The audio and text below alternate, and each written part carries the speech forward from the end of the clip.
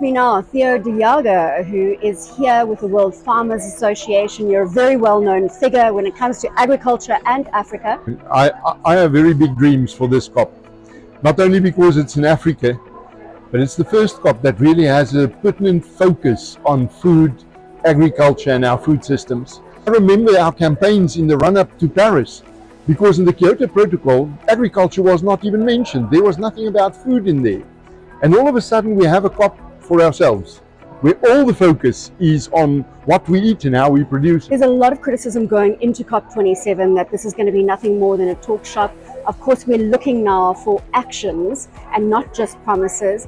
You are hopeful. Do you think we're going to see money deployed from the developed world into the developing world to really help us with transitions when it comes to climate change? Well, you ask whether I think it will be there. I think it much depends on us. And when I talk about us, I'm not referring to governments.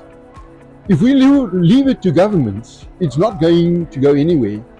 It's up to the industries, it's up to private sector, it's up to civil society. There are about 1.6 billion farmers in the world. It's not only the oldest profession, it is still today the biggest profession. More people eke out a living from agriculture and the value chains than from any other sector. So no two of them farm the same. We have here representatives of some of the world's biggest farmers and also some of the smallest and poorest farmers. If I can strip it from everything else, what will remain is the challenge to produce more on less and with less. This is what we need to do. And the only way to do it is through better technology. And it is at events like these where we have an opportunity to exchange, to learn from each other, to save each other school fees. We're also in a situation where we are on the verge of a global food crisis.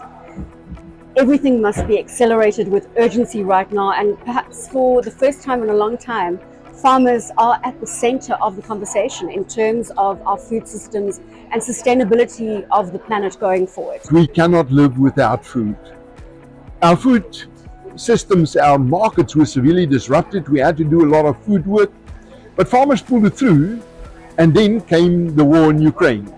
It couldn't have happened between two worse countries when it comes to our food systems. Completely upset the supply chain when absolutely. It comes to everybody is running around to fill up the gap which is left by those two countries. So once again, we have to do a lot of food work. And touch wood, where we are today, there is still enough food in the world. We have enough food in the world. The food is not where the people are hungry. That's our first challenge. The nutrition is a challenge in a large part of the world. And then the supply chains, especially in terms of trade.